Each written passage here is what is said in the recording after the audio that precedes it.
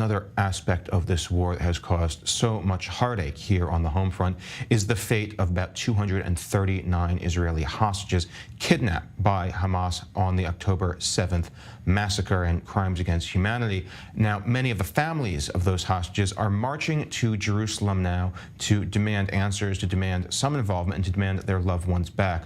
Joining us now is Yossi Schneider, an Israeli man currently on that march whose family was kidnapped to Gaza more than a month ago. Yossi, thank you very much for being with us to tell your story. Can you help our audience understand just how many members of your family have been taken and your relation to all of them? Actually, on the 7th of October, six members of my family been kidnapped. It's my aunt, my uncle, my cousin, and then her husband, and the two little children. Unfortunately, we discovered two weeks after the kidnap that the Hamas executed my uncle and my aunt near the border of Gaza. They took them alive, and then they executed them on the border of Gaza. IDF found their bodies 2 weeks after the 7th of October. So for now, we have 4 members of our family in Gaza. There's no words of condolence I can give to hearing that. When you hear about the deals that are being proposed, a 3-day ceasefire for 50 hostages or some variant of that, what's your reaction to that? As you all know, the Hamas is a radical terror organization. They are the sons of the devils themselves, and the trustability are not exist. We started with the saying that they want to release 100 people, and then they go to 80 people, and then 70 people. Now they're speaking about 50 people. They're asking for a humanitarian break of 5 days. I want to remind all the viewers, the last operation that we have in Gaza, when we gave them a humanitarian break, they killed and kidnapped one of our soldiers, Shaul Goldin. They killed up to one of the tunnels. So I don't want to give the Hamas the opportunity to reorganize and try to do something the same to one of our soldiers.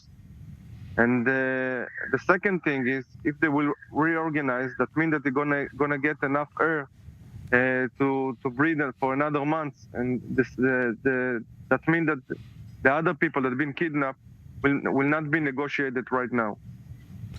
So if it's not a deal that many people in the march are looking for, what is the message that you're bringing to Jerusalem with this march? My message is two things. First of all, of course, everybody wants his family back. We are very concerned about the people that have been oiled by those terrorists. We want everybody back, but we have to think about the price. We have to make sure that nobody will get out in this process. We have to make sure that they don't gonna have enough time to renegotiate about the other people, and we have to make sure actually that Hamas will go down on his knees and beg us to stop. I think that this is the only way to get the prisoner back. We are not dealing with humans. We're not dealing even with monsters. We're dealing with somebody that it's worse than the devil himself. We don't need to give him any opportunity to act against us. We have to keep on fighting them and to make him understand that they have no choice to release our person. If they want humanitarian break, if they want the war to be end, or the only thing that they need to do, okay, is to give up and give our people back, and then everything will be ended. We don't want this war. Nobody in Israel wants this war. Just it's up to them. It's up to them. I feel sorry for the citizens of Gaza that needs to be bombed. But the IDF spokesman told us that from the last month we've been fired for 10,000 rockets from Gaza. 10% of those rockets fell inside of Gaza. That means that 1,200 rockets fell down on Gaza's citizens' population.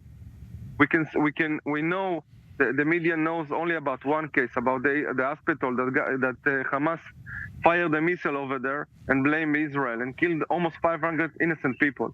So think about how many people he killed with this 1,200 missiles. And don't remember the second thing, that Hamas is shooting on people on the street that trying to evacuate their houses because the IDF asking them.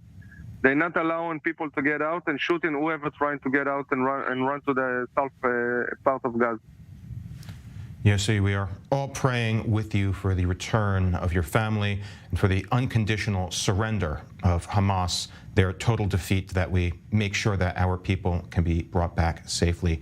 Thank you for your story. I have to tell you one last thing, if it's okay. Go for it. I have to remind the world every time, because the world seeing a picture of Gaza and blaming and judging Israel like he used to do. I'm telling the world, the radical Muslim organization are in Europe, in the US, they are everywhere right now. And you have to be very concerned about it. You have to be very careful about it, because what happened to us in the 7th of October can happen to you every day now. So I think you should wake up and understand what we're dealing with, and do your best to support us, and know that now Israel is the shield of Europe, and you just have to wake up. You just have to wake to understand what we're dealing with, and support us, and stop blaming and judging Israel for what they're doing right now.